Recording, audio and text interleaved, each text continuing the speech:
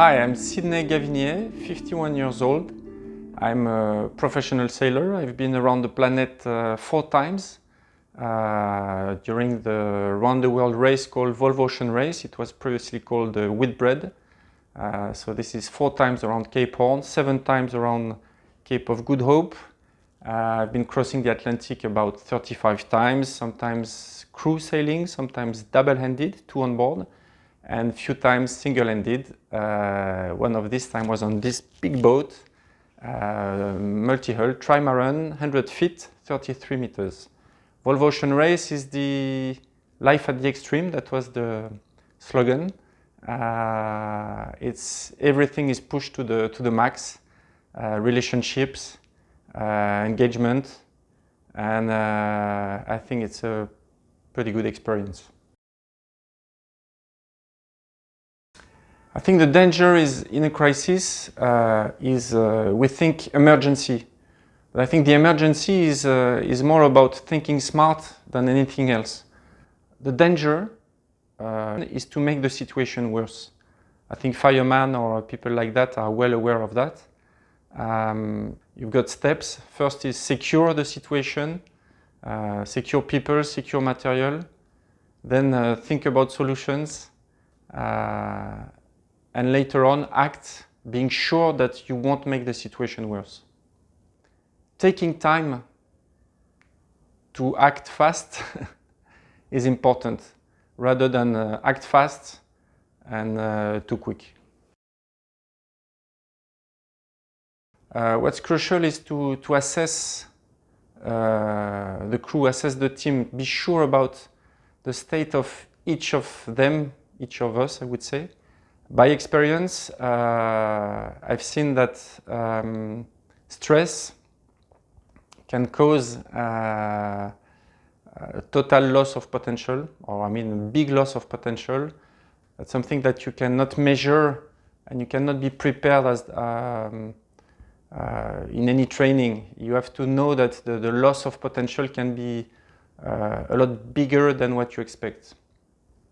In a crisis, you've got stress, you've got fear, and it's very difficult to know how people will react under fear.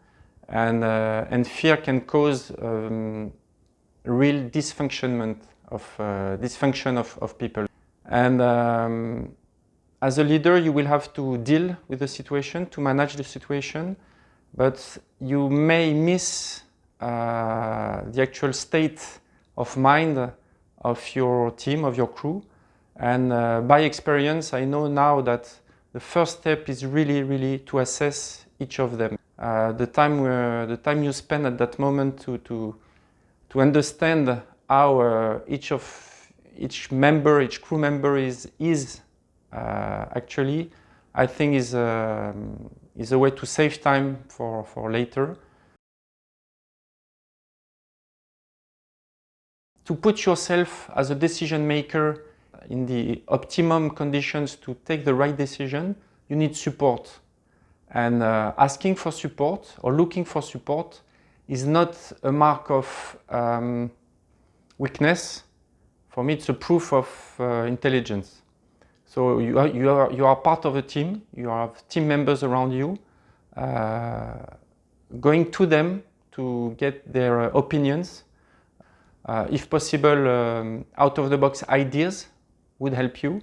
A crisis will not be solved by one decision.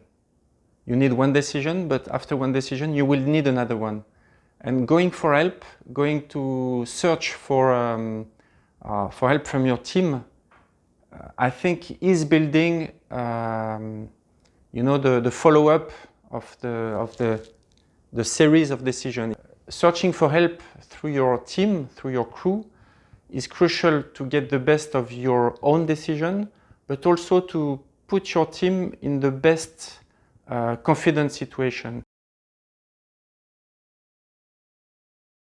So let me tell you a story. Volvo Ocean Race again.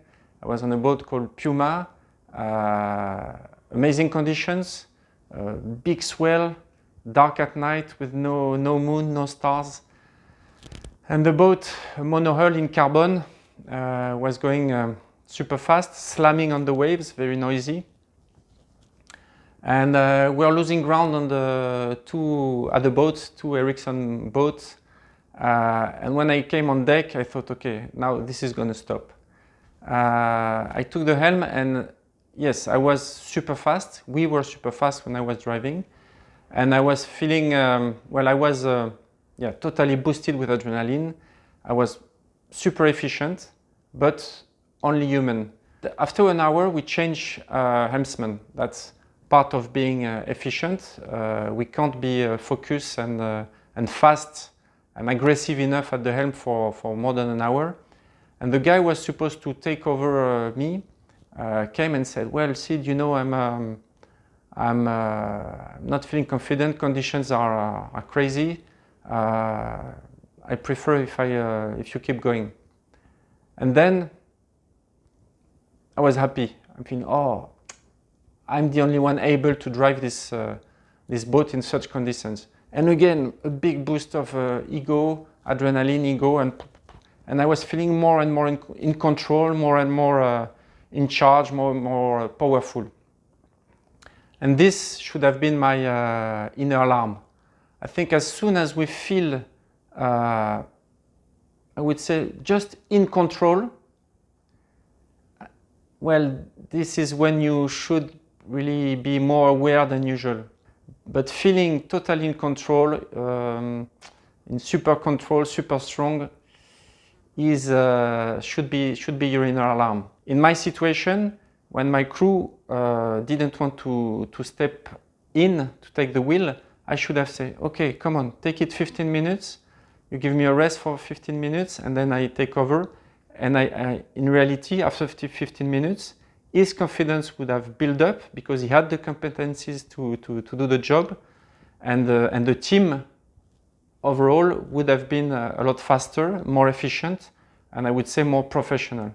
So my ego took me clearly the wrong way, and as the result, I didn't serve the team as I wanted when I stepped on deck, and I served myself, I guess, against the team.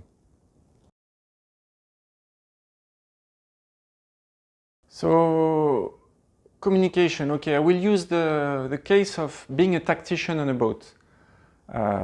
Being a tactician is looking at the battlefield, looking at all the signs, wind, the boats, coastlines, clouds, everything, and make a plan, establish a plan. When I'm a tactician, I'm really trying to paint the situation as well as possible to the team for two reasons. One is for me, if I'm able to describe the situation I see and the plan I have in mind, it means that my plan is clear. And also to keep everyone focused on his task. On a boat, we all have a task. The helmsman has to drive, trimmer has to trim, and so on. If I want to put my plan as a tactician into execution, I need the boat to go as fast as possible. So describing what we have in mind, I think as a double bonus for ourselves.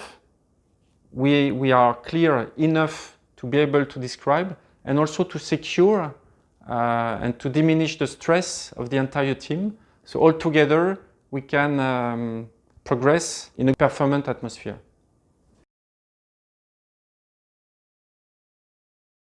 You are prepared when you are prepared for the end plan. Okay? I will use the most critical crisis I've been through. It's a painful one. I lost a crew. We are 5. At that time, and thinking about that later, I mean now, at that time it was crucial after the incident to check each crew one by one. I couldn't expect the fear and the shock to be so active on each of us.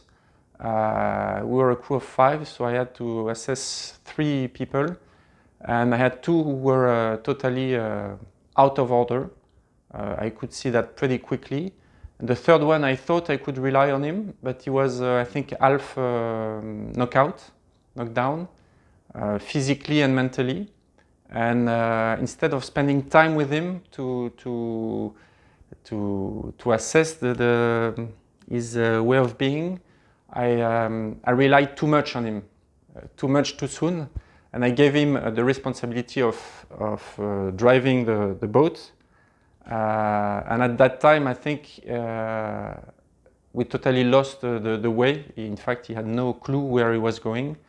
So to come back on the situation, assessing people one by one, spending time for that. I think that's very important, to spend enough time to go to each person is crucial, because otherwise, if you don't do that, later in the process of managing the crisis, you may lose a lot of time and you may lose crucial time. So my advice would be spend time with each of your people one by one to be sure about their state of being.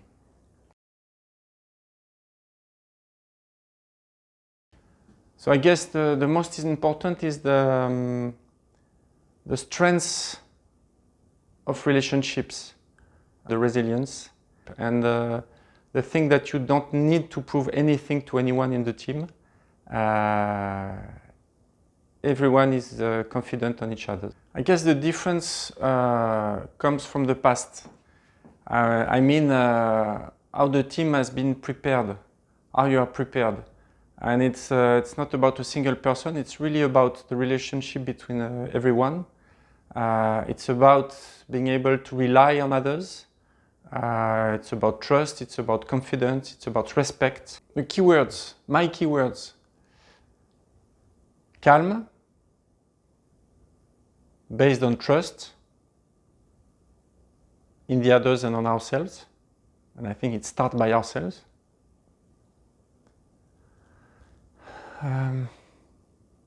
Roots, get back to the roots, personal roots, organization roots.